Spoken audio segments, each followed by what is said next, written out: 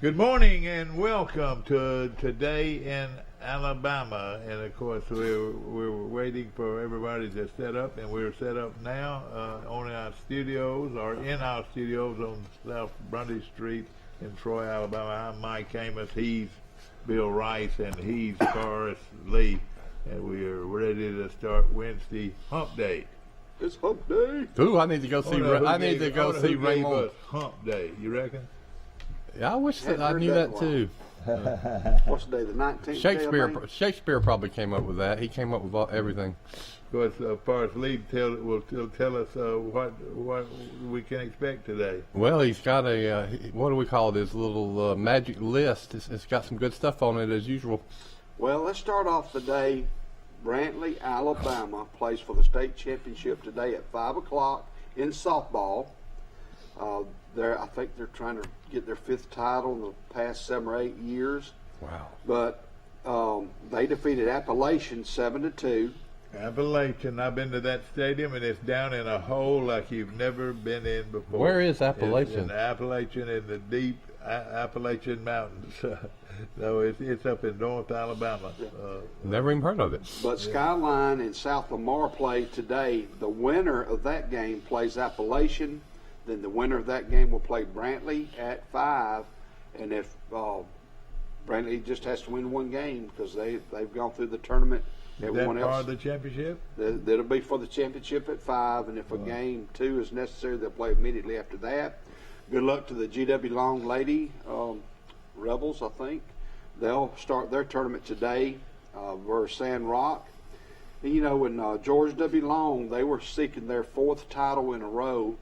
They lost yesterday at Riverwalk 11-1 to Westbrook Christian. Westbrook Christian's out of Rainbow City near Gadsden.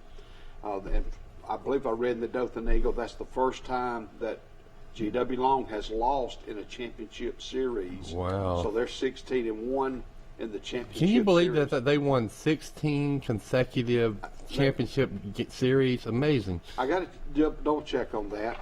And Pike Road came up short against Russellville.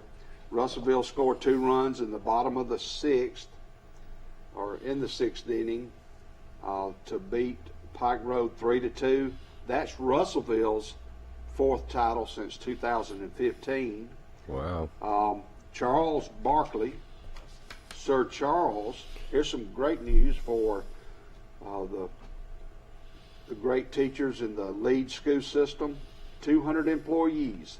He has donated and given them $1,000 each, I guess, for their hard work and as a reward, a gratuity for this past season. Of course, he played at Auburn, and he was an NBA player, and I love his humor and his wit. I wonder how he did that. Did he give it to the school system and they paid the teachers, or did he write $2,000, $1,000 checks? I don't know. But in the last 30 years, he's given over $3 million to the Leeds school system in that program. Well, so Sir Charles does it again. Yeah, we all like He's a good old fella. That is, I've said this before he ever started giving money, that he was a good guy. I've met him before a few times. Yeah. But this right here beats all. I don't know if any great star has ever done so much to serve so many. I know it. I mean, he makes so many statements, that 1 out of 50 you're going to disagree with, but heck, you just, he's so candid and colorful that he's really a treasure. We're proud to call him an Alabamian. Yeah, and the Alabama kickoff has been set. The kickoff time versus Miami. It will be September the 4th, and they'll kick off at 2:30 Central Time. The game will air on ABC. Later that day, Georgia will face Clemson in Charlotte. I believe that the Duke's Mayonnaise. It's the Duke's Mayonnaise Classic. I had some Duke's Mayonnaise yesterday on a hot dog bun with some tomatoes. I had for lunch. I support Duke's Mayonnaise. I buy about at least 2 a week. Probably. Yeah. Everybody raves about Duke's mayonnaise. I have never had. I'm a Hellman's person, but I got to try some Try Duke. it with banana Yeah. sandwich. That's what you need to try it with, a banana Yeah, sandwich. Well, Georgia plays Clemson at 6:30 that same day, and Notre Dame, the Fighting Irish, are traveling to Florida to take on Florida State at 6:30 that same day, or the following day.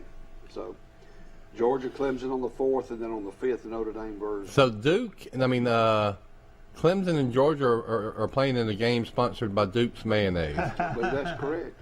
Yeah. I've never heard of Duke's mayonnaise sponsoring a college football game either. So they're branching out. Or is it the Duke's What do you think Alabama Miami line's going to be? You think Alabama will be around somewhere like 13.5? Something like that. Yeah, I bet that's pretty good. I have researched. You know, Michael, you got to do it. I've subscribed to The Athletic for $1 a month for 6 months. So I'm getting all these great college football stories that y'all aren't getting.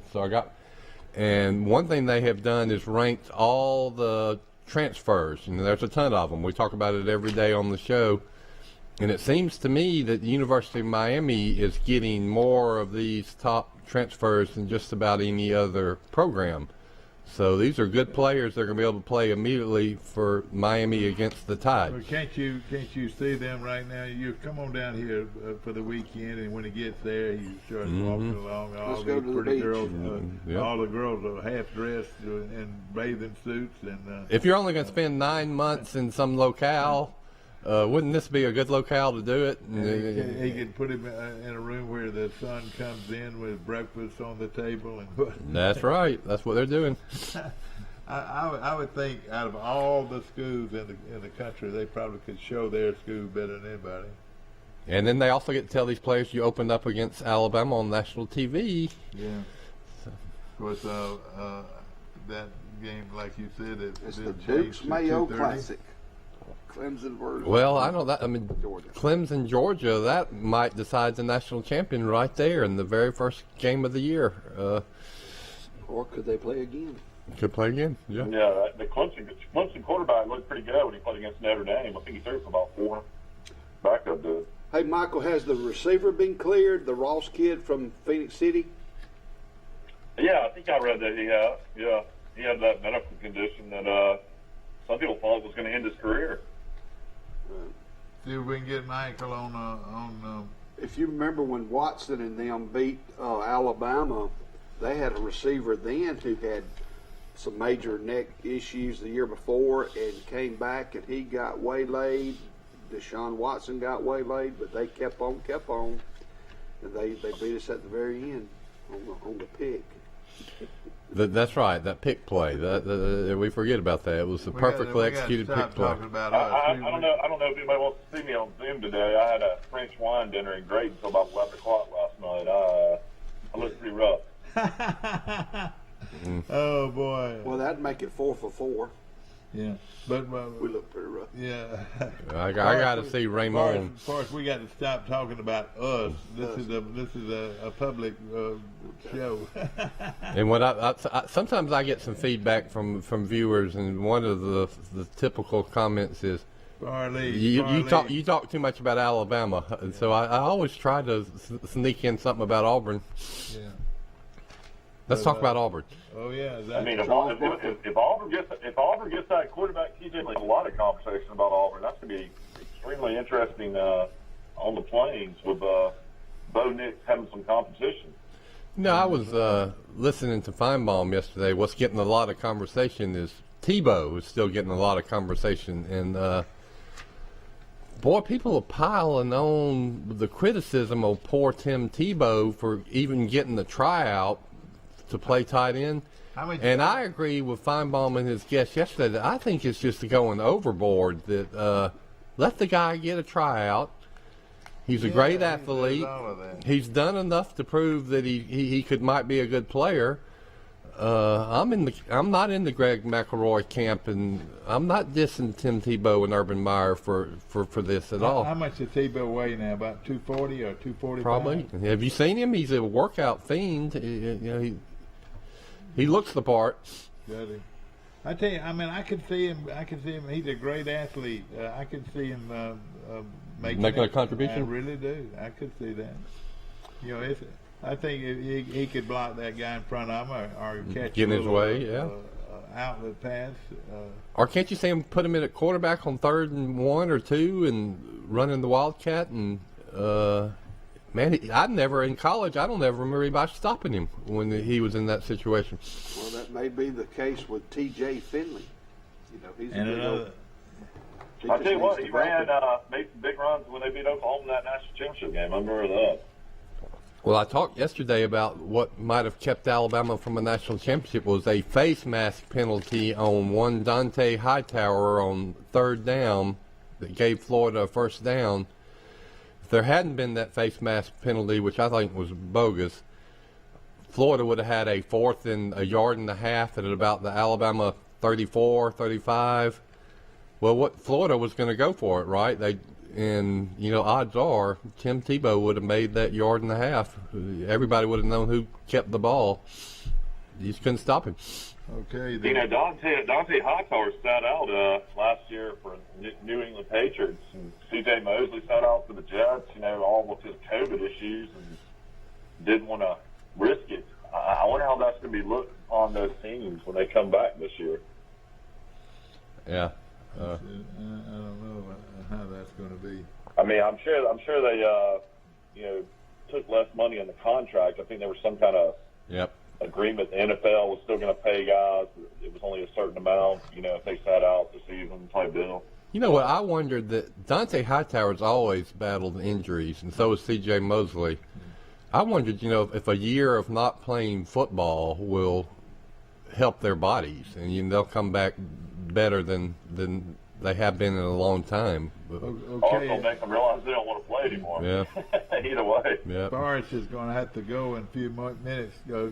Finish giving your report, Forrest. Well, we know that Troy University baseball will be traveling to Louisiana to play Lafayette in the last regular season game.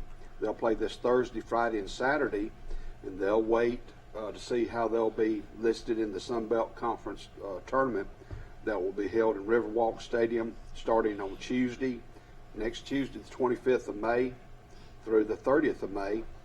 And again, we want to congratulate the Lady Trojans. They'll be playing in Tuscaloosa versus Clemson this Friday. All regionals start this Friday. That'd be a great trip. Did y'all see them hearing the news on TV? That they I saw it, and I don't know.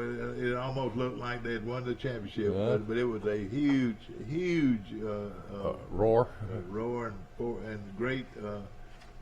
A great kind of exposure. Really. It completely shocked me. When Forrest came in with his list, I just assumed that since Troy had got eliminated in the tournament, I said, well, Troy's not going to make the field. But I was wrong. Well, there was four teams from the Sun Belt that made it. The Louisiana Raging Cajuns, they'll be in LSU. They'll face George Washington, Louisiana. McNeese State's going to play LSU. South Alabama will be at the University of Florida in Gainesville. They're going to play Baylor. Florida will play South Alabama. Of course, we mentioned Troy will be playing Clemson at 2 o'clock this Friday. Alabama State will play Alabama. In Texas, Texas State will face Oregon. And then Texas will be playing, University of Texas Lady Longhorns will be playing St. Francis. So did Auburn make it in? Yes, Auburn will be in Tallahassee, Florida. Auburn is 27 and 22. They will play UCF. And then Kennesaw State will play you got Auburn, Florida State. Alabama State, Alabama, Troy, and South Alabama. That's incredible. Yeah, that's good. But I'll tell you this, girls, I went out and watched more girls basketball this past weekend than I've ever watched. And softball. The softball, yeah. What did I say? Basketball. Oh, God. I don't know what's coming out of my mouth. Whatever. That's all right. But watching them play softball, and Troy quality of Troy softball is as good as anybody's in the country now. Alabama is great, and there's some few teams that are really great. But among the others, Yeah. Troy's as good as any of them. Their program's as good as any Yeah. program in the country. Set aside maybe Oklahoma and some other Yeah. teams, What? but not many. Very Not many teams can say that they are of the same quality Troy is. One thing I would like to interject, last week on Alabama.com, there was an article about highlighting the number of players in the state of Alabama who are going to be playing in this Alabama high school softball regionals throughout the 4 regionals in Alabama. And they had a long list of girls and who they're going to play and sign with and play for next year. I mean, they're going to these big-time programs. Really? So Alabama softball in the state of Alabama, as it relates to high school softball, is tremendous. Yeah. And that has changed. Once 15 years ago, when Alabama had a good softball team 15 years ago, but all of their players would have come from Florida and California and hotbeds of high school softball because Alabama didn't produce the great softball players, but now they are. Well, Go ahead. Like Michael has said a lot over the years, he doesn't think Troy's basketball program is yet up there in the elite or status. So they've still got a way to go. Troy, I think, is already in it. Yeah, I mean, I think the quality of their program is already there. I'm not saying that they can beat Alabama because nobody can beat Alabama in softball much, but everybody else in the state of Alabama, I think Troy can play with. On the right day, they could beat them if you got the right pitcher too. Yeah. And we got Leanne Johnson. One thing. Brantley, Alabama. Yeah, and they played for the state championship again today. Yeah. Brantley does it again. And they've got like 2 or 3 players who are listed as the best players in the state of Alabama down there in Brantley on their high school softball team. I know it. Charles Henderson has one. Madison Stewart will be a senior next year.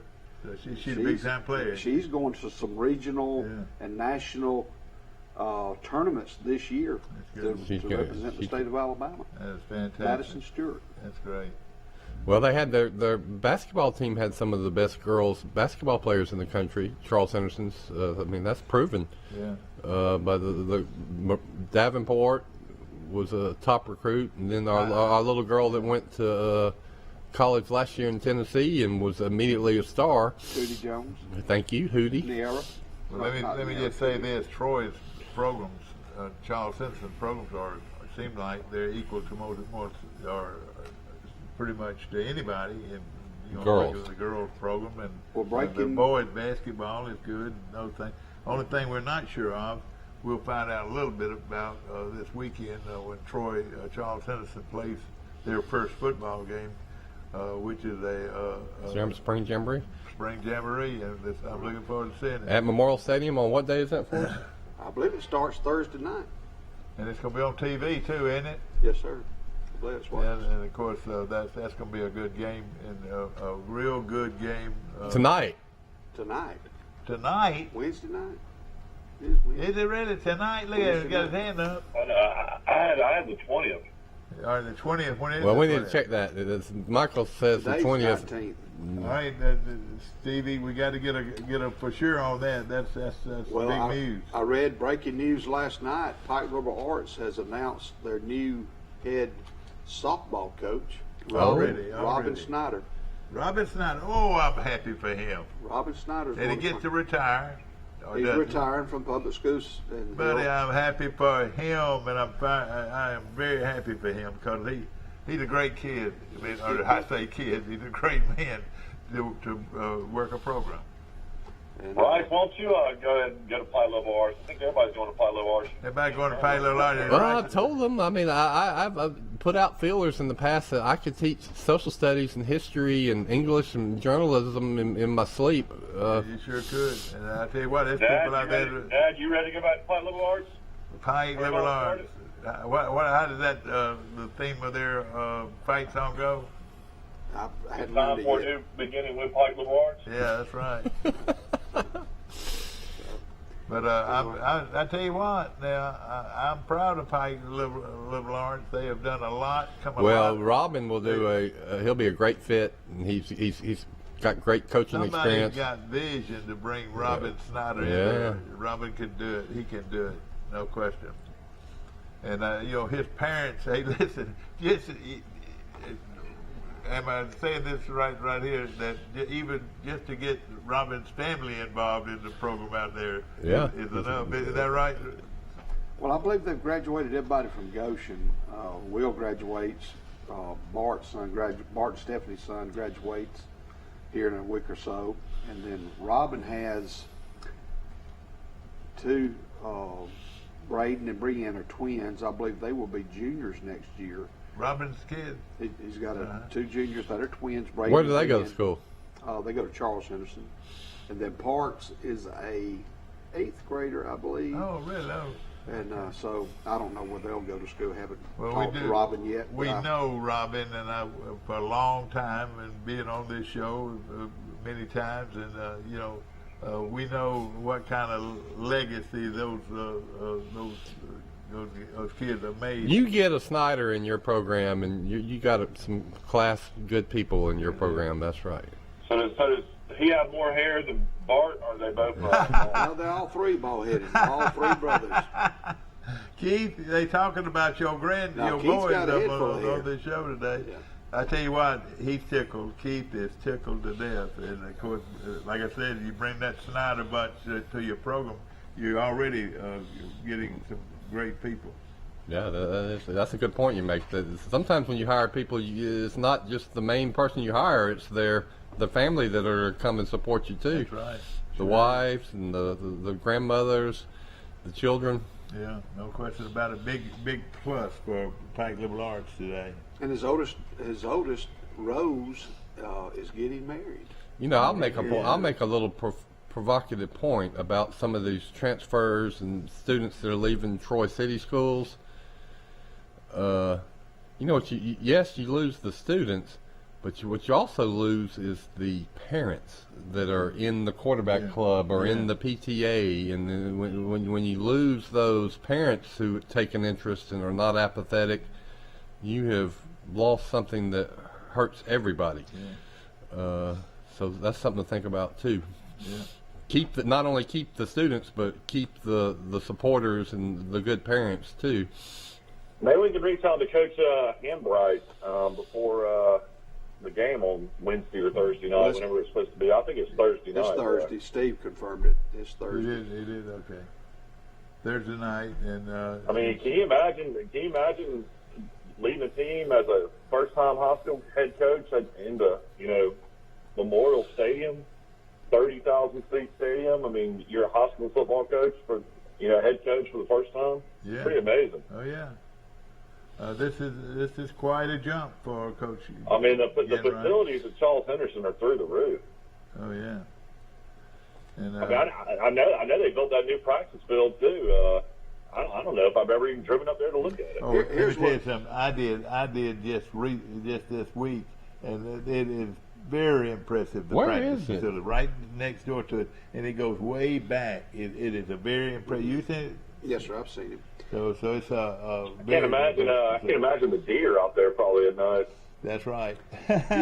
One thing I wish Charles Henderson could do, either on the main campus or at the middle school, is back everything up and create at least a 6 to 8 lane track and field complex. Right.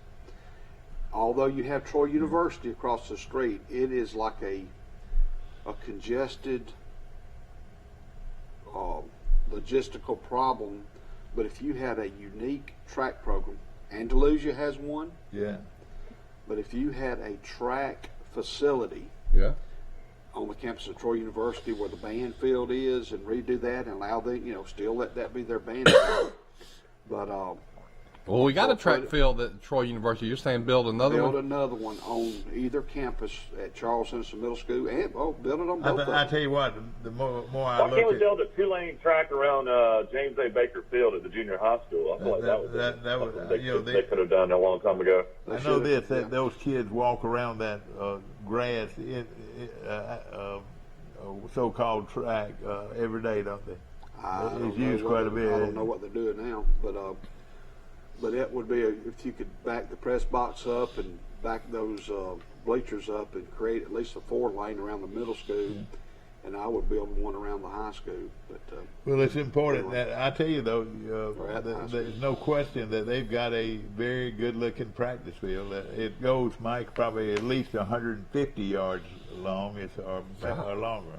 It's at least 150 yards long. and I saw a Yeah, I'll proposal. be interested to see how many kids he has out. How many kids he's getting to come out to play that didn't play before. That's right. The numbers will be interesting to see. You know, they practice in the morning. I think that they picked up that deal about practicing in the morning. What do you think? Are they still doing that? I want to say that they are. I haven't seen them out outside yet. Well, I believe I read in the Troy Messenger, or it's a proposal that Pike County High School is going to build a softball baseball complex on Right campus. on that. How about that new Somewhere. campus? Somewhere Pike County High School is. Yeah. I hadn't read that in detail. What are they going to do with that Pike County facility? That's something. Have you ridden that back road yet in Troy? That takes you to the. He's on the new bank school. No, not talking about the new Pike County High School. It's building right.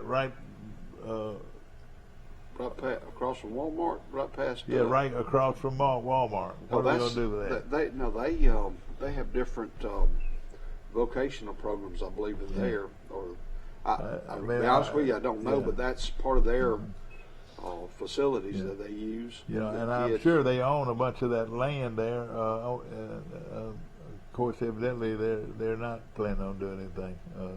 Yeah, that's the STEM and technology center that all the county schools use. That they got students from Brundage and Goshen that go there. So Come on, Botex? Well, no, it's not the Votech school. It's a technology center, career center, kind of down from Walmart's, going south on the right up on the hill, near that new shopping center. All right, here's the schedule for tomorrow's games. Have any of y'all been on that back road? Yeah. Okay. I think those. Go ahead. Hey, where was the junior high school when you were growing up, Dad? Well, where I was growing up, it was at the old high school. The old high school, right where the library is today, that's where our That was the junior high school. Okay. Tell you what, back then it was something we could get into it, but the intimidation of never ever have I been intimidating any more than when I, as a 7th grader, stepped on that campus of Troy High School, junior high school, and I had to dress with those older boys. Those older boys, me, I'm just a little 6th grader walking on that campus now as a 7th grader. Buddy, it was a real shock. Well, here's the Spring Classic schedule. Tomorrow night, Charles Citizen High School will open up play versus Park Crossing at 7 o'clock. That's tomorrow night. Thursday at Live. Now It's live. it's saying at 5 o'clock. Then it said Live. Live. It'll be okay, live live, yeah, okay. here on Troy Cable. Then that's the only game Thursday night. Friday, there's 2 games. Starting at 4 o'clock, Greenville Middle School will be playing Russell County Middle School. And immediately following that game at 7 o'clock, Russell County High School will play Mobile Christian. Good. That's bringing people That's to right. Troy. Good. Do it. On Saturday, Charles Henderson Middle School will be playing Hillcrest at 1 o'clock. Drink your water.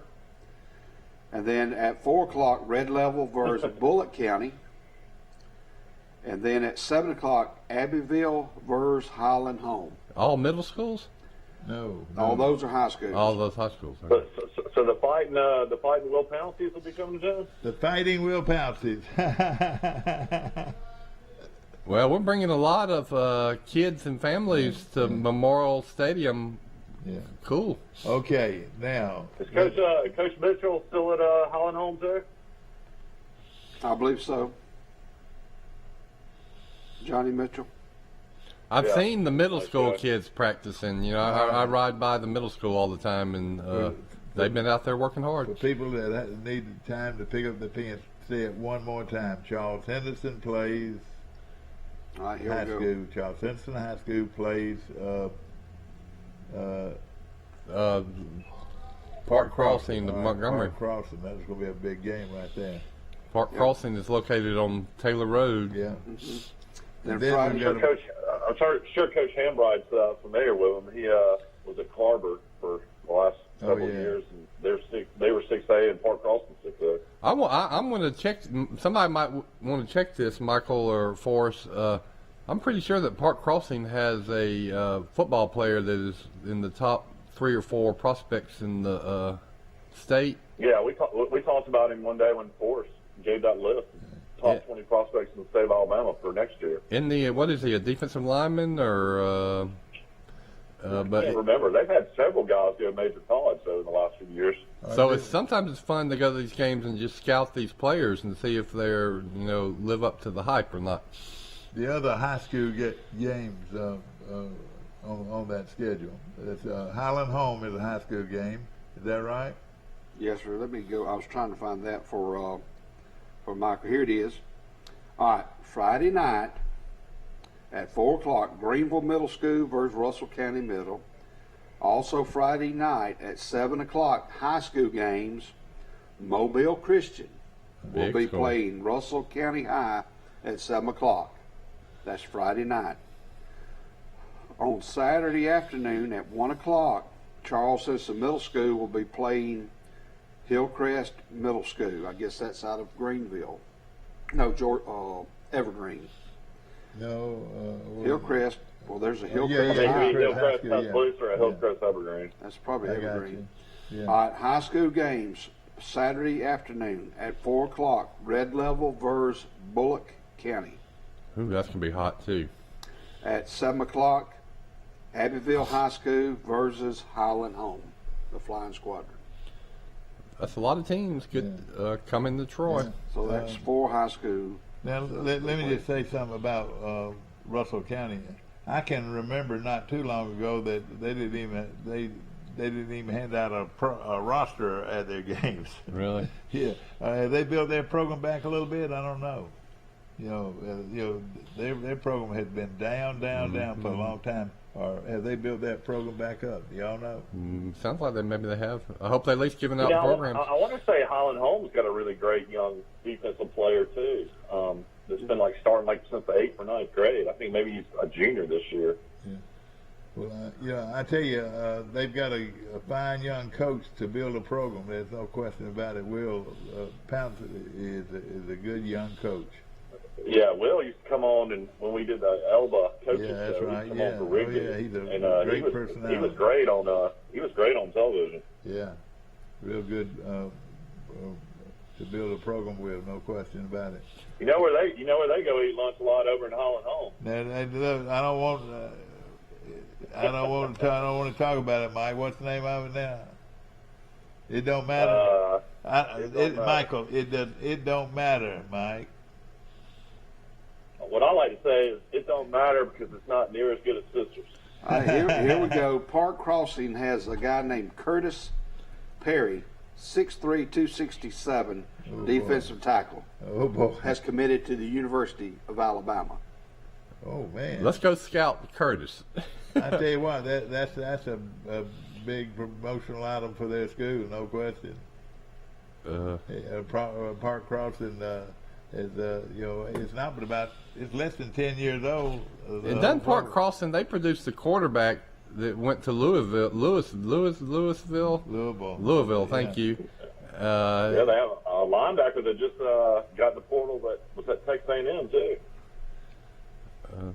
There's a lot of good athletes. Yeah, and it sure is. They don't have a stadium. They play all their games at Crampton Bowl. Yeah, that's right. So that's quite a program, no question about it. that was a big deal when they opened that school. I wonder if it's worked out like they thought it would. I toured it and looked at it when I was the editor of the Montgomery Independent. The facility is real nice. All eyes will be on Coach Genright How you pronounce her? Quinn. Quinn Hambright, I believe. Hambright. Quinn Hambright. A lot of people be watching. We got to him. learn Head Quinn coach Hambright's of name, and then the Auburn coach is what? Casman? I still haven't learned my coach. It's the guy that comes from. What happened to 100. Malzahn? Yeah. What's his name? They're going to play that song. They're going to play that song. Harsin. Quinn when he comes up. About what? How's that go? Come on without it. Come on then. I'll tell you what, you'll learn their name once they win a few big games or lose a few big games. It's like the story you've heard about Joe Namath, the first start he had. Somebody tackled him after a play and said, "Who are you?" And Joe Namath reportedly said, "Well, you'll be reading it in the newspapers tomorrow." Oh, boy. I tell you what, I was sad to see that Pike Road lost. They lost a heartbreaker. They're leading like going into the last inning, I think, and fell. I can't even remember who were they playing. Russellville. Well, I picked up They lost 3-2. I didn't know Russellville had won 4 state championships since 2015. Yeah. Yeah, they're good. They have a And good then program. Pike Road, I think, lost the first game, like, in another low score in the game. So it's obviously both teams had two good pitchers on this team. All right, let's see. Man, what a great. I need to be rolling here All right, okay, you want me to go? whenever you get ready. All right. Good morning. You're on Today in L.A. Hey, Bill, it's Will Matthews, Ozark. Hey, Will. Good morning. How you doing, Will? Good to hear from you, buddy. Good. I looked for you at the Yellow House and didn't see you, man. I was down there, but I was on a rental car. That's why you Hey, you on hard times? Is that right? No, my Yukon, the road washed out on 231, and my back axle broke. So Yeah. it's in the shop. Hold on a minute, Will. I want to hear. I'm on. I know, but I just want to hear from Force. Well, that's all I Forrest. had. That's Is all I that it? had. What we reported. Hey, Forrest, at the British Country Club, tell Will what those two guys shot. Oh, Terry Mobley and Randy Walls. Not Terry Mobley.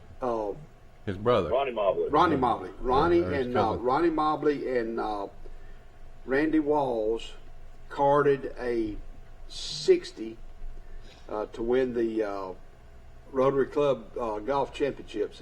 They shot a 60 this past And Friday. I bet you played a lot of golf against Ronnie Mobley. Ronnie Was Mobley. that a scramble or a 4-ball? That was a best ball, 2-ball. I mean, best I've ball. always heard it was I always called it a 4-ball. But they played their, Two Two-man guys. scramble. Instead of two, Oh, yeah. instead of Yeah. four. it was 2. Well, Now, I mean, Cecil Skinner watches this show religiously. does he? He was my golf coach in high school. Yeah, I know him well. He was the sole reason I got 60 golf scholarship offers all over the country. Yeah. Thank you, Mr. Skinner. Skinner. Coach. Well, I know Anyway. Cecil Skinner. Yeah. We played in a tournament in Brundage. I was in the 11th grade, and Ronnie Mobley was in the 12th grade, and Bill Hamrick was in my age. He was in 11th grade. He played at Brundage. Anyway, so I shoot a 64. And I come in, and Cecil said, "My God, what a round you shot!" And I said, "Yeah, I only got cut 3 strokes." Ronnie Mobley shot a 61. Oh boy, Yeah, he was a great golfer, no question about it. And and you he were, knows that course. yeah, you were great. You're probably the best golfer ever come out of Ozark. Plus, That's he not teed playing off from the much, senior yeah. tees. I mean, you played with a lot of good. No, they're golfers. playing on the senior tees. Yeah, they played from the senior tees because they're over 65. But that's going on. Golf is coming back to Brundage. It looks like. Will a lot of people are interested in. Listen, I'm going to take a short break. You want to hold on with us, and Oh, yeah. we got to get Forrest out of here, and We got to go to the golf course. you got to go to the golf course in downtown Brundage, and it's a good one. Go to Brundage Country Club and play golf before it gets to be 98 degrees next week. But That's my advice. you're right. The temperature next week is mind-boggling how hot it's going to be. We'll be back to more of Today in L.A. A personal touch, a high level of trust. Whether it's checking and savings accounts, personal or business loans, or our local friendly service. That's what Troy Bank and Trust customers expect. But now we offer more. Free identity theft protection for our new and existing customers, protecting your family's time, money, and good name from identity theft. Because protecting your identity is now a big part of our identity. This is Barney at Premier Chrysler Dodge Jeep and Ram, and I'm here to nip this sale in the bud. Hello, folks. This is Greg Anthony, sales manager at Premier Chrysler Dodge Jeep Ram in Troy, Alabama, offering discounts up to $15,000. Let's nip that. 0% financing up to 72 months. We gotta nip that. Barney, $5,000 over Kelly Blue Book for your trade-in. You're killing the competition. Barney! When something feels just right, you know it. And at Badcock Home Furniture and More, this Memorial Day, we're here to help you find what fits your life. Find your just right at Badcock's Memorial Day sale. Save up to 50% throughout the store, including Sealy mattress sets. Plus, you can apply, finance, and save in-store and online. For comfort, style, and financing that always fits, it has to be Badcock. Badcock Home Furniture and More. Just right. This is my chart from Southeast Health. And you're going to want to make it yours. Not because it's free, but because it's priceless. Because with my chart, you can schedule appointments online with your provider. You can email your provider and get answers. Get test results. Refill prescriptions. And manage your family's health care. You know how we all want health care to be easier? But no one seems to listen? Well, someone did. Southeast Health. To get your free My Chart app, visit your app store or go to southeasthealth.org. Barney, what are you doing? You've been looking for a sale. I'm going to give you one. We got one open. Barney, it's not a jail sale. It's called a car sale. You know, 0% financing for 72 months. Discounts over $15,000. Killing the competition. $5,000 over Kelly Blue Book for any old trade. Hey, and it's not illegal to kill the competition. That's another charge.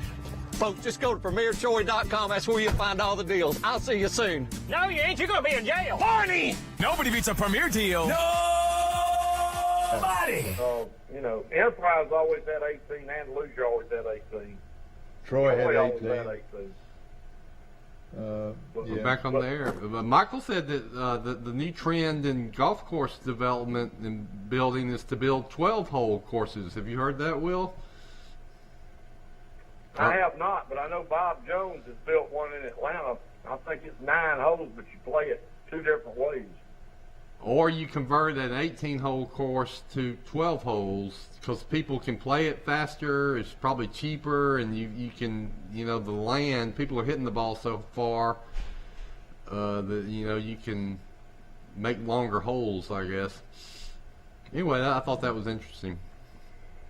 Of course, our show is brought to you by Hook's Barbecue, and we're saying now that Hook's Barbecue is the best ribs in the world. Yep. And I'm not saying that this is not the case. A lot of people say they like this place in Elba, but I ate at the place in Elba, and I tell you, it gets about a B. Good, but not great. Okay. That was my opinion. Yeah, the place in Elba got voted best barbecue in Alabama. Yeah, I know it, and I just couldn't see it from after I got my ribs. You know what I did? I got my ribs and went over there across the bridge and went down to that little park down there and sat there and ate them. Was this on one of your trips to the beach? Yeah, that was my last trip to the beach was to eat barbecue in Elba on one of those little. Well, I think what is that? Is that the P River? That's right. Little park down there by the P River. Your mama and I sat there and ate those ribs. Here's what I want people to do when they go to the Troy Clemson softball game. Start South Troy. Start at Hooks. That's right. Get you some ribs at Hooks. Then go to the barbecue house just outside of Troy on the left.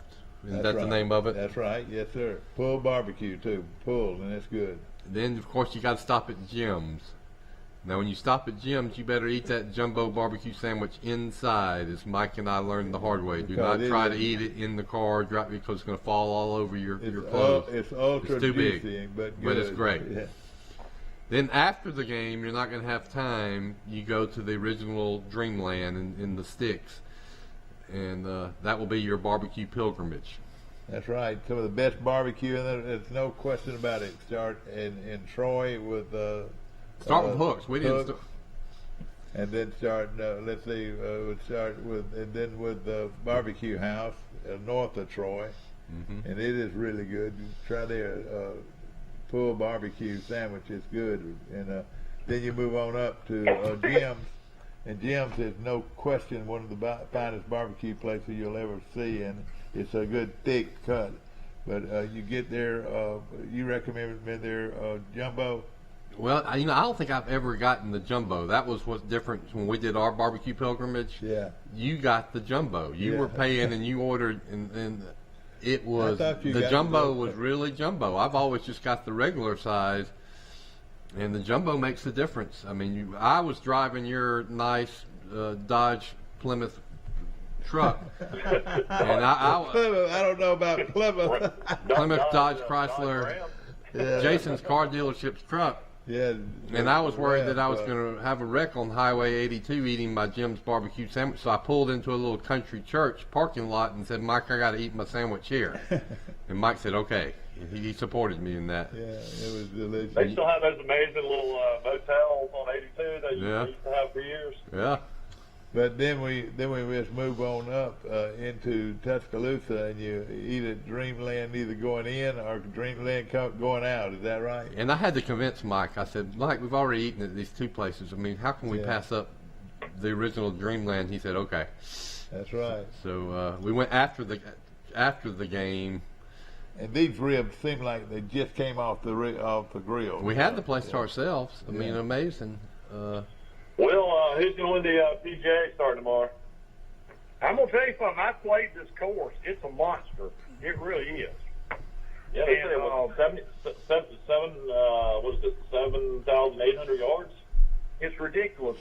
Now, I'm going to tell you something. If you miss the fairway, you can make a 10 on the hole. I mean, you got to keep it in play. Yeah. So what course is this? What course is it? I'm sure. Yeah. Is that strange to have a tough PGA? It seems like the PGA is never really as tough as the other majors, and the U.S. Open's always so tough. Is this the PGA? The last time they had it there, Rory McIlroy won by 8 strokes. I remember that, yeah. Yeah, he blew out the field. Is it because he hits it so far or what? He hits it straight. Oh, he does? Yeah. Now, what course is this? I like McIlroy, and I like Colin Morikawa. Yeah, that guy's a good player. Yeah, he's a good player. These foreigners are starting to take over. I would also say that he's from the United States, Morikawa is. Well, don't y'all think that Xander Schauffele is due to win a major? So I would put him on my short list too. Might be in his head now, though, after what he did at the Masters. Yeah, he's come close. But Will, Will, when you played that course, how many years ago was that? It was in the 80s, and they had the Ryder Cup there the year before. It's right on the Atlantic Ocean, so I mean you're going to play with a lot of wind. We'll have a lot of wind. Yeah, Michael, I was still good.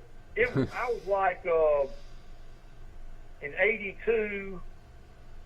Let's see, I was born in 56. So how old would I have been then? In my 30s, I'm sure, or maybe. You would have been. Let's see.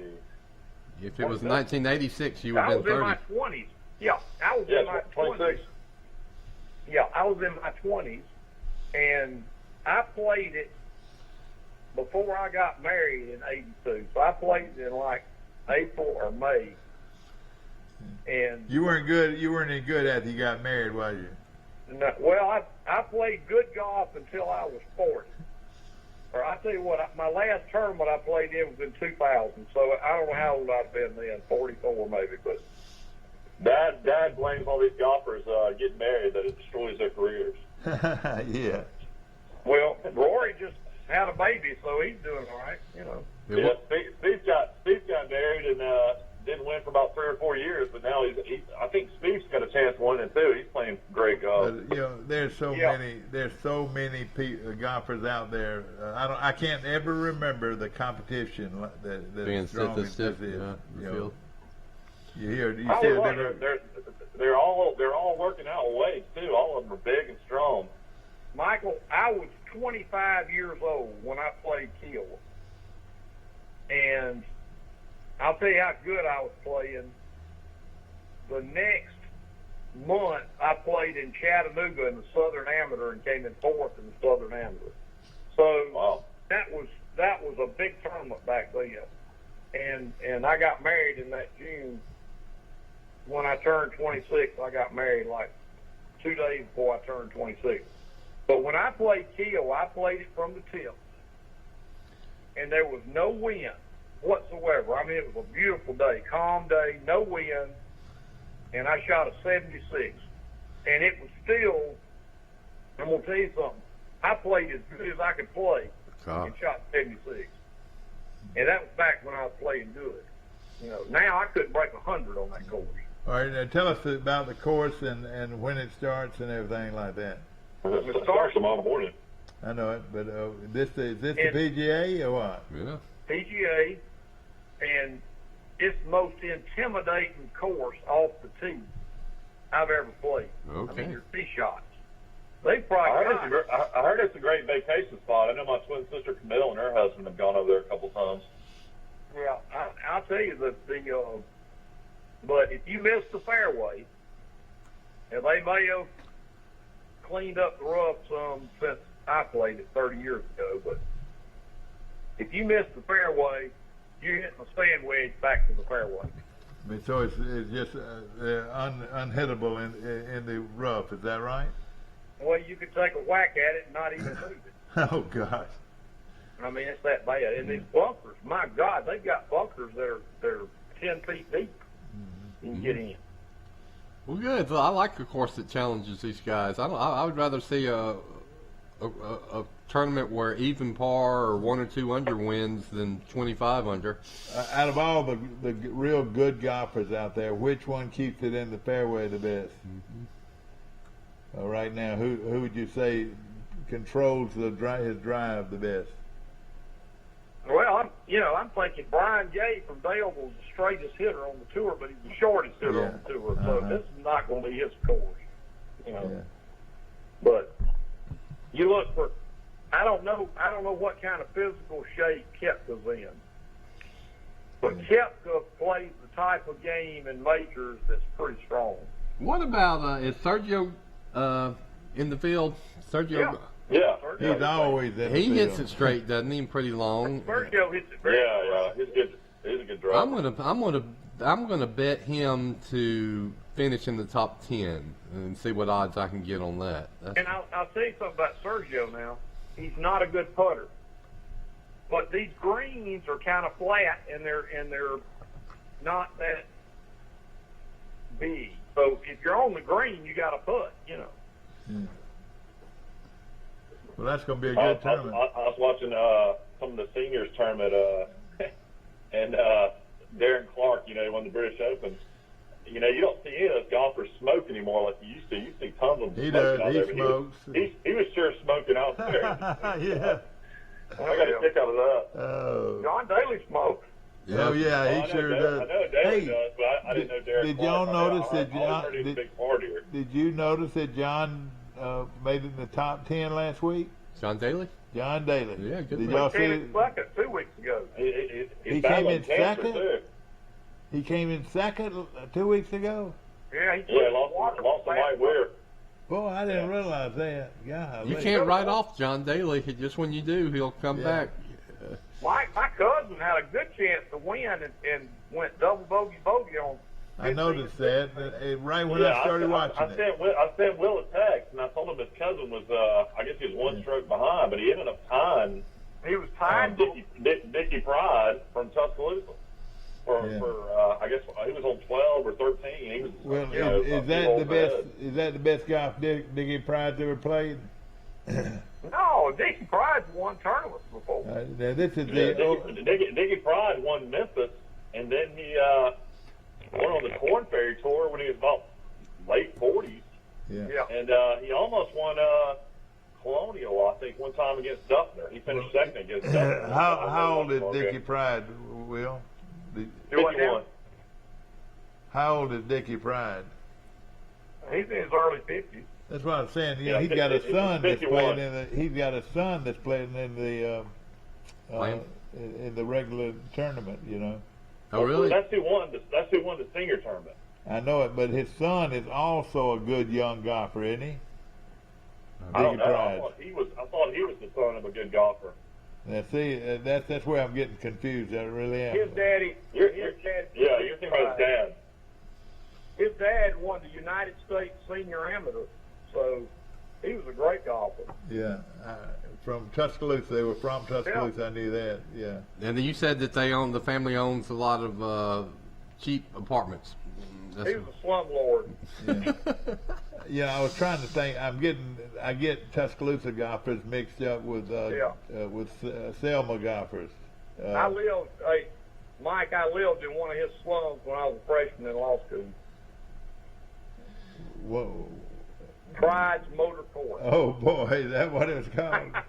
He went to school with Caroline, my cousin, and he would have been members of North River Yacht Club and Indian Hills Country Club, which Uncle Bobby was too. So my first cousin grew up with Dickie Pride in Tuscaloosa. She's about 50, 51.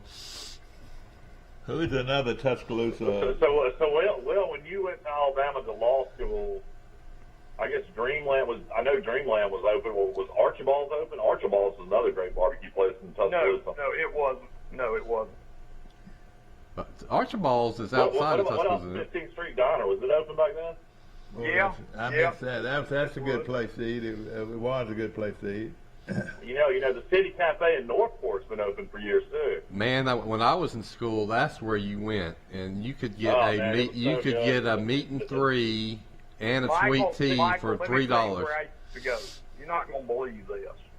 I'd go to Bessemer and eat at the Bright Star. Oh boy, yeah. I used to do that too when I worked over that way. Fabulous. Oh yeah, it was fabulous.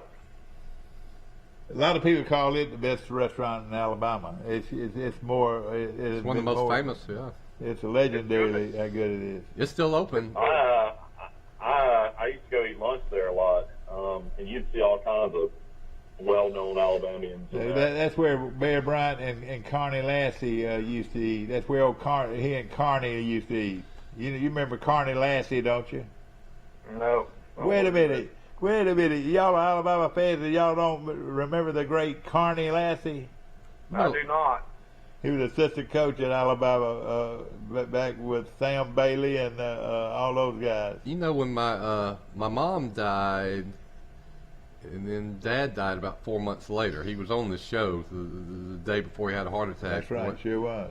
But about a month before he had that heart attack and died, he got invited to a reunion of former Alabama players at the Bright Star restaurant. And he asked me, for some reason, to drive him. And I said, shoot ya. And so I drove Dad up there, and I'd never eaten at that restaurant. It's a good one. And so that's how I got to eat at that restaurant, and Dad got to see some of those. It was really kind of players from even before his era, and some of the coaches even. Yeah. So I really remember that trip. We had a fun time. Bill, if you go there, you got to get the beef tenderloin. It's the best I've ever had in my life. Yeah, it's incredible. That restaurant's incredible. They rolled out the red carpet because the owners are huge Alabama fans, and they had a little separate area for all these old players. But they love Alabama football. And just to tell you about it, my wife was a Crow, C-R-O-W, and her family, pretty large family for the Birmingham area, and I was our family in Troy hosted all the other folks to go to Dreamland, and I was responsible for not Dreamland, Bright Star. Bright Star, excuse me, for the Bright Star, and I was also responsible for being Santa Claus. And I walked all over that restaurant for about 30 minutes before I even got to our room, with people wanting the picture made with Santa Claus. With you? I was Santa Claus, and I bet you I stopped at about 5 or 6 tables before I even got to our room. They've got the And, table that. They said, "Where you been?" I said, "God, all those, and it was all those regulars, there. Yeah. They wanted the picture made with Santa Claus." They've got the table that Coach Bryant used to sit at, marked off and yeah. separate. And then, have you ever watched this TV show on the SEC network called True South that does documentaries about restaurants and gets into some of the culture of the towns? Well, one of the very first restaurants they profiled was the Bright Star in Bessemer. Yeah, it was really good. That is one great place to eat. No question. Like I said, many times they've won out over by being and the that's best Bessemer. That's restaurant in who Alabama. Pike Little Arts just played, right? The Bessemer Academy. Yeah, that's right. Yeah, in and that's Bessemer. where Bo Downtown Jackson. Bessemer. That's where Bo Jackson's from, isn't it? That's right, downtown Bessemer. It sure was. I bet you Bo's been there many times too. Yes, we're talking about good places to eat this morning, like we've done many times. How far along would it take to get to the Bright Star from downtown Birmingham? Or 25 minutes. Yeah, I mean it's really now for years. Downtown Bessemer was probably a happening spot back in the day. Yeah. I mean, you can kind of tell it was a pretty big city at one time, but of course no more. For years, maybe even in the day of your daddy playing at Alabama back in the 60, 61 era, Alabama always has stayed at the restaurant in Bessemer. Which one was it? It was, I want to say maybe a hotel in Bessemer? Yeah, in Bessemer before every game. I didn't know Yeah, that. they always spent the night in Bessemer at I want to say maybe a Holiday Inn there. Bill, is your daddy still alive? Nope. He passed away 10 years ago. Well, one of his teammates I play golf with every Saturday. It's Gary Martin's with those. Yeah. And Gary, Dr. Gary Martin. And Gary's either 79 or 80. Mm-hmm. He breaks his age every time he plays. Gosh. I'll tell you something about him. Back then, at the 100-yard dash is how they looked at speed, and he went 9.8. He was a legitimate 9.8 sprinter. Do you remember that? And he can break his age today. It's like who is the guy from Troy that's the insurance agent that plays at Montgomery Country Club every day? Albert Elmore Albert Jr., Elmore yeah. Jr. I bet he's broken his age Do you know 100 times. We need to get Albert Elmore Jr. on this show. He's approaching 90 years old. Do you know that? Well, he doesn't show it. Yeah. He is, and well, I haven't seen him in a couple of years since I moved from Pike Road, but Rush loves Montgomery Country Club and goes all the time, and every time I've been a guest, I've seen Albert Elmore Jr. out there playing good. That's right. You're exactly right, and his sister Mary Earl Elmore, she that was her maiden name. She lives in Dothan now. Will, let me ask you this: have you ever played any golf with Albert Elmore Jr.? Oh, absolutely. I mean, I was maybe 16 years old, and he was in his prime then. He was that's right. 40s, and he won all kinds of tournaments. That's right. I remember that, and I saw him play off. Listen to this: I play off with these three guys: Mag McClendon, who went on in the pro tour, and the other one was the head football coach at Ozark, and then Albert Elmore Jr. Those three played it off in Troy. Buddy Cranford, who was just, but he was quite a golfer, wasn't he, Buddy Cranford? Buddy Cranford won the Dothan Invitational. He was a good golfer. Yeah. But and then of course Matt McClendon beat him, but it was very close. I think it's some kind of playoff and everything. Golf is interesting. I mean, Will's played with against a lot of pros and beaten them sometimes. But yeah, the good amateurs on the right day can beat the pros. But I mean, you look at some of this Champions Tour. Will, you probably noticed this: is some of these guys that are playing and competing and winning on the Champions Tour never even played on the PGA Tour. Right. They were just good. There's a guy named Scott Burrell.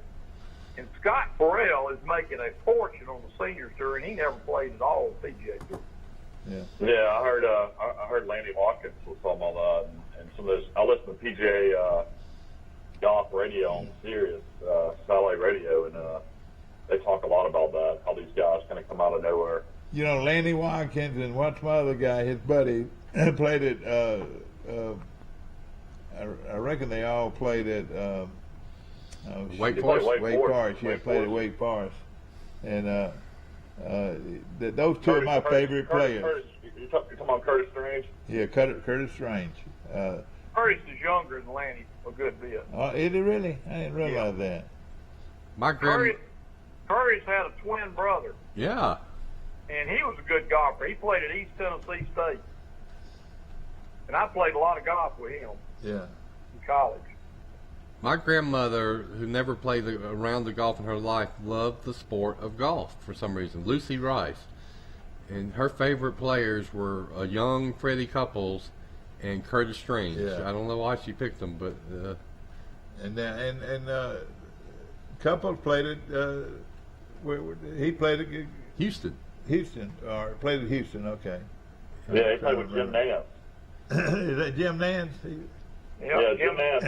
Jim Nance and him are best friends. Blaine McAllister was on that team. They had a great team.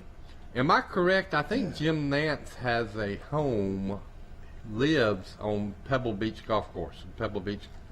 Yeah, he does. Yeah. You can almost see his house on the telecast of some of the holes. That's where I'd like to go back to Pebble Beach one day. We were there on a rainy day. I'd love to see it on a sunny day. I still wear some of the stuff I bought at that pro shop. It's a public course. How much does it cost to play around? Do y'all will you? 500, I think. It was 500 then. I think it's more than that now. It was when we were there. It was about 500. And I was thinking in my mind. I said, I hope it don't clear off, and I've got to play that course because I didn't have a bunch of $500 bills. Well, I live down here in Grayton, but a lot of people we know are members of the Sharks too, and they always tell me how tough the Sharks too. Greg Norman's course is. Have you ever played that? I watched it being built. What do you think about that course? Michael. It's the hardest course at the beach, and they've got a hole that you drive over the water. Then you hit your second shot over the water. Then you hit your third shot over the water. It's par 5. It's diabolical. Yeah. Why would he do that? It's crazy. The old Holiday course, Dad and I played it for years. And we had a group coming down. They couldn't get on at Shark City. They couldn't get on at Camp Creek. They couldn't get on at several places. So they played the Holiday. And the Holiday course is charging $85 for 18 holes. I was shocked by that. Yeah, they used to be very reasonable. Michael, and Holiday's a good course now. I tell you what. But I mean, I was just like, my God, when I used to play, we used to play Twilight for like $28. I hit one very close to the water and almost got bit, boy. Those alligators, they let them run free. They let those alligators just run free. Mike, I looked it up. To play Pebble Beach, it cost $575, and then $145 for caddy. Oh God! So that's over $700. Yeah. And don't they try to make you stay at the place too and get their money that way? I don't know. I really don't. But you played that wonderful course many times, haven't you? I played it for free. Yeah. We had a college tournament there when I was at Vanderbilt. And we played Pebble Beach 2 rounds. We played Cypress Point 1 round, and then we played some course. I can't remember the name of it. It was kind of like Rancho Bay, something or other. I don't know. It was not a very good course. Let me ask you this. How many guys did you have on a golf team when you played? 10, 12? 6. Now 6 would make the trip. We probably had 15, and it was all full scholarships. No. We were limited. You could only have 6 scholarships. and most places split their scholarships. You know. Oh boy. But at Vanderbilt, we had some people on academics, so they got, you know. Ladies and gentlemen, I got to have a short moment here. We got some sad news. We've got some sad news from Troy. Jim James Frank O'Neill, Jim O'Neill, ladies and gentlemen, died this morning at the age of 96 in Troy. He entered into his heavenly home on Wednesday the 19th.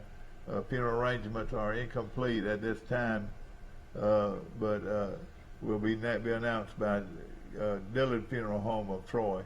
And just wanted y'all to know this, that the great, and I mean the great, Jim O'Neill died in Troy at the age of 96. And what a wonderful, wonderful man he was. And he watched the show all the time. Yeah, sure did. He sure did. And we loved him, and we will never, ever let that name or that face or that humor ever go away in Troy, Alabama. Jim O'Neill, dead at the age of 96. We're going to take a short break. That's a great life. Man, that's sad. I didn't know he was that old. I'll take 96 right now. I know it. You're right. We're still on there, though. Want to take a short break right now, and we'll be right back. Right now, you can join Planet Fitness for no enrollment, $10 a month, no commitment. We're keeping things squeaky clean with tons of equipment and plenty of space to spread out while you work out. And check out the crowd meter in our free app to pick the best time to visit. Don't wait. Join the judgment-free zone today for no enrollment, $10 a month, no commitment. Join in club or at planetfitness.com. Planet Fitness is open in Troy. Join now for zero enrollment and $10 a month. Hurry, deal ends June 8th. At the Piggly Wiggly, we proudly support our local farmers and bring you the best they have to offer, all at cost plus 10%. When you shop local, you reinvest in your community. Remember, buy local, shop local. Piggly Wiggly, local since forever. This is Barney in Premier Chrysler Dodge Jeep and Ram, and I'm here to nip this sale in the bud. Hello, folks. This is Greg Anthony, sales manager at Premier Chrysler Dodge Jeep Ram in Troy, Alabama, offering discounts up to $15,000. Let's nip that. 0% financing up to 72 months. We gotta nip that. Barney, $5,000 over Kelly Blue Book for your trade-in. You're killing the competition. Barney! Hi, Sandy. I'm right here. Come on in. Eddie, I'm right here. Hello, Miss Mary. I'm right here. I'm right here. Since 1969, we've been right here because at Troy Regional Medical Center, we take these words to heart. I'm right here. Thank you. Remarkable people, remarkable So care. Marshall was always real They close. were real close. Good. He was. Back to our show, ladies and gentlemen, and we're just discussing Jim O'Neill died today or yesterday at the age of 96, and very, very great person, and he supported our show like very few people did. And I always. Where did he live? Did he live on College Street? He lived in the governor's house, Mike. He lived in the famous Charles Henderson house. Yeah, he lived right. You know where? Might as well call it the O'Neill house by now, though. Yeah. He lived there for so long. That's right. You know, that's right. What I'll say in the future is the O'Neill house, and but arguably the most famous, arguably person to ever come from Troy, Jim O'Neill lived in his house, took good care of it.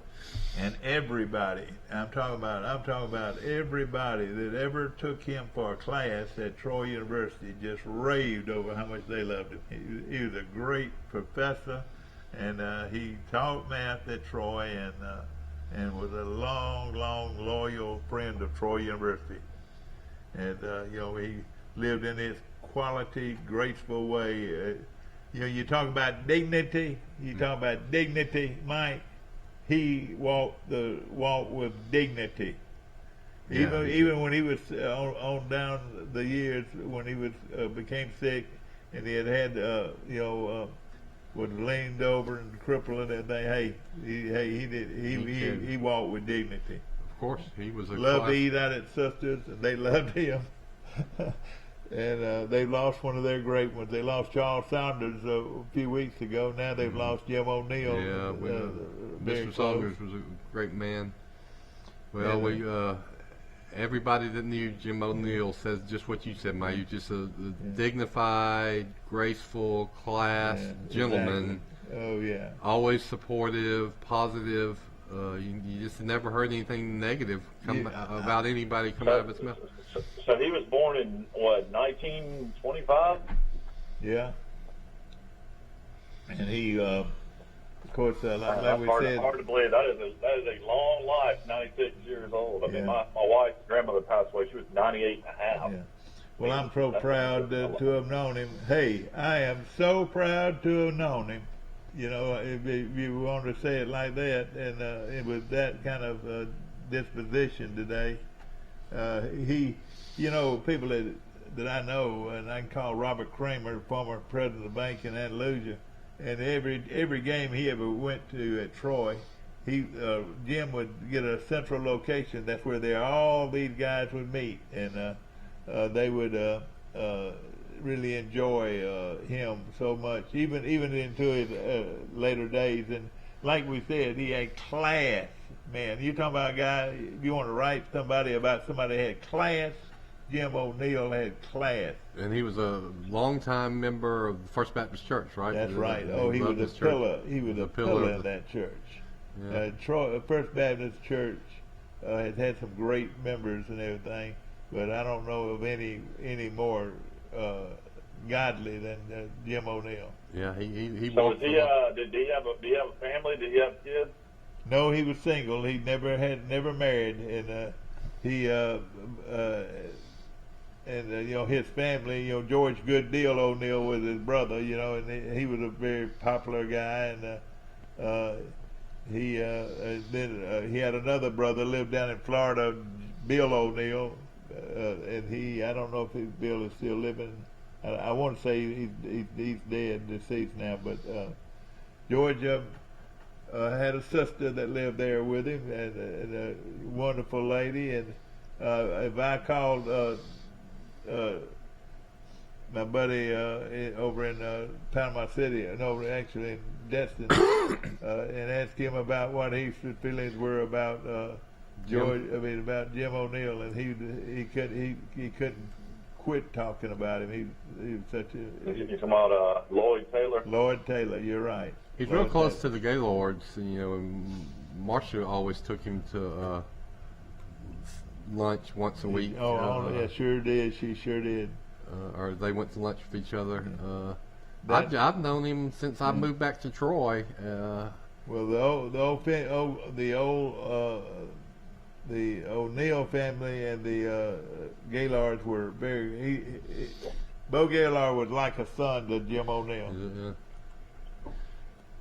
Well, they're real close. You know, and you're right. And then of course, you know, I would call George Gooddeal O'Neill a Troy legacy, wouldn't you? Yeah, he was a real character. They had different personalities, didn't they?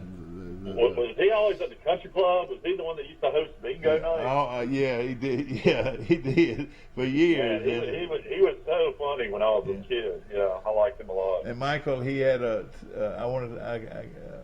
you know, his first wife was wonderful, and then Mike, hey, the Lord gave him a wonderful wife, and second wife too? Yeah, yes, exactly right. George was he ran and organized the Troy Appreciation Day parade for decades. Sure did, for years. He ran that. His brother did, and Jim would help him in every respect. So were they was that family originally from Troy, or they moved to Troy? I think they were from Troy. Old family. Yeah, they were from Troy. Lived over on Elm Street. The family home was. And I wonder when Jim bought the Charles Henderson house, how long he lived there. Pretty long time. But listen, his second wife was talking about George now. Yeah, it was let's see, George. He was Margina Arrington. He was married to her for about 10 years. George was, and she's such a beautiful girl, a woman, and we loved her too. And they were George was a people. big Auburn fan, if I remember correctly. Yeah, he was, and we're talking about the Gaylords. But Jim was he was a Troy man. Yeah. Troy University he supported Troy University athletics in every respect, and they were Troy people all the way. They were true Trojans, and lived here and died here. George Gooddeal, old deal, died not too long ago, just a few years ago, and then now the long legacy. Well, this is a surprise. Yeah. Heck, I thought for sure Jim would live into his hundreds, but we lost him. But we're blessed to have had him for so long. And like you say, he was a role model, a person we could all emulate. That's right. And, sure was. Now you're the Gaylord boys. They were practically raised by. They were super. My friend Wes Gaylord is one of my best friends, and I just know how close Wes and his family are to Jim, so I'm thinking about them too. Yeah. So it all, it's as glorious as the life can be. It comes to an end, and we're talking about Jim O'Neill. He died yesterday at his home I remember we called him on this show after the tornado that hit College Street a year or 2 years ago. Yeah, that's right. And he was eating breakfast, I think, watching our show when the tornado. That's right. He called us, and he said, I just watched a tree, watched part of that historic, the Span house blow away. And he never even stopped eating his cereal. He said, but I got to finish my cereal. But he called over here and told us, he said, I just got through watching the house blow away across the street. And I talked about it. That's the Palladium, or that famous top to the Span house. They replaced it, though. Yeah. And then that's right across the street from Jim's house. That's right. And the Henderson house, old Charlie, I used to tell him all the time. It was really fun to talk to him about it. But a lot of people claim that the ghost of Miss Charles Henderson lived up in the upstairs in that house. And he and I used to tell him all the time, "Are you gonna wake up, Miss Henderson now before you go to bed, whatever?" And he just joked about it, but he could tell you some things, some real funny things that used to happen at that house. Wow. He'd be sitting there watching TV, and he'd hear somebody slam the back door. You're talking about kind of the supernatural. I want to mention something. We're talking about ghosts here, but let's talk about UFOs. Have you been reading the stories about more and more apparently credible UFO sightings? That jets, U.S. government jets, and pictures. The government is actually releasing stuff like that now. I mean, people are taking this very, very seriously. That we're being watched and have been for a while, and that there seems to be a lot more possible, plausible UFO sightings. You know what, though? This is the craziest thing in the world. But the craziest thing in the world is you hear them talking about it, but nobody can show me a face. Show me a face of an alien and what an alien looks like. You've seen pictures and videos or reports of, spacecraft doing weird things that our aircraft can't do. But you're right, we haven't seen an actual alien. Oh yeah, exactly. You asked me a question a long time ago. You'd say, "What would you ask the president?" And that was the first thing I said. I said, "Are we alone?" Yeah. That's what I would like to know. Exactly. There's a picture of an alien right there. You can't see it. There's a picture of an alien right there. All I'm looking to say. Man. When I lived out in Oregon and Washington State, it made me think that maybe there was possibly even still a Bigfoot around. After seeing the woods and the mountains out there. Yeah. No, you really? You never know what to believe. Yeah. The Loch Ness Monster.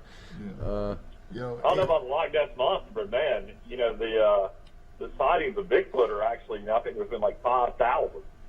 And then, of course, the Native Americans always used to talk about it back in the day as well. So, I mean, I don't know if at one time that was the case or not, but I tell you what, you see that land and the mountains and the woods out there, shoot, who knows what's out there. But, there is a lot of undeveloped land even today in the world and America. But I read a story about aliens from some smart genius person, but I can't remember who it was. And he theorized that if there were aliens from another galaxy and they had come to America, or the planet Earth, excuse me, that their intentions would probably not be good, because they would probably be looking at America for they need something, not America, or the Earth, because they need something on our planet that they don't have anymore. And so, we hope that they will come in peace and help us, but there's a possibility that they would have evil designs on our planet. I've always heard that they dined on pine straw. I need some pine straw. Anybody know where I can get some bales of pine straw? Pine cones is a delicacy with them. We have plenty of that for them to get. So tell them to come on down here and get all this pine straw up, and sweep my yard. But I tell you what, the greatest movie of all time is Contact with Jodie Foster. As far as potential aliens and stuff like that, I used to love watching that movie. Yeah. Your mama was big on history, and she watches the History Channel a lot. And if you go back in the History Channel and all some of these ancient ruins, and see these guys that look like they're wearing space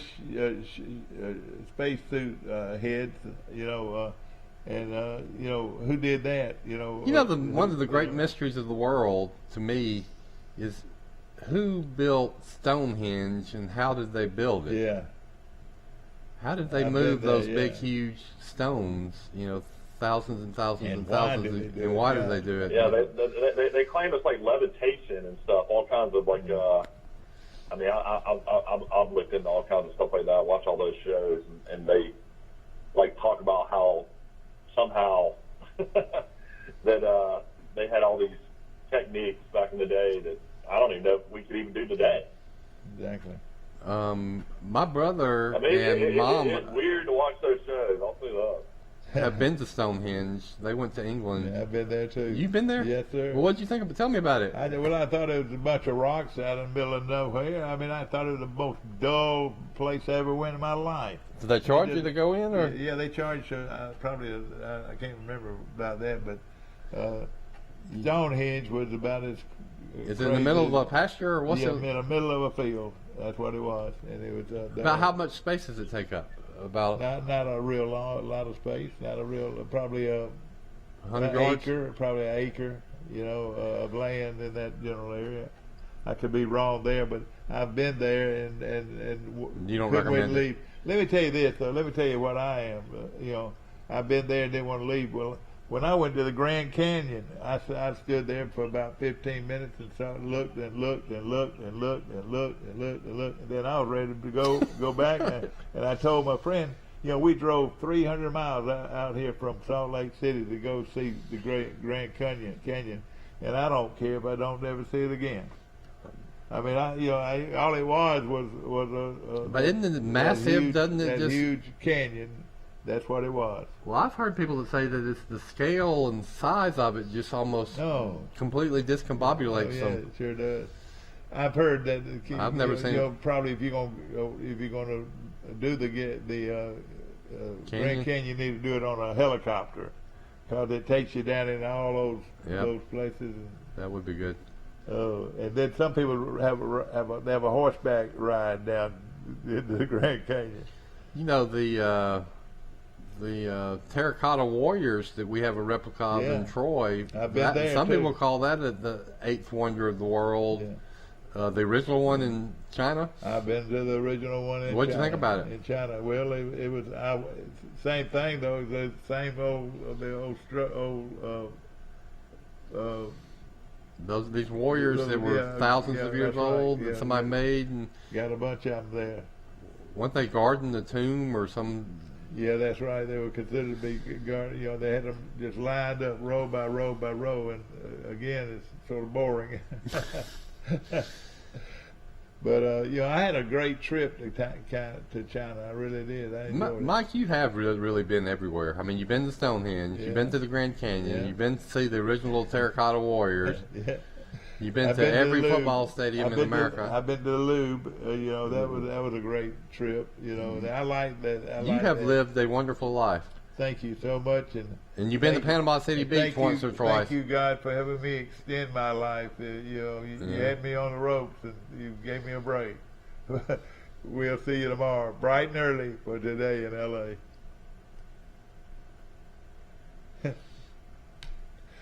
Oh God. And tomorrow, today's hump day, so tomorrow will be Thursday. Yeah, It's downhill after noon today. Yeah, I know it. Yeah. Well, let's see. We're still on there. So we'll see you tomorrow. Have a great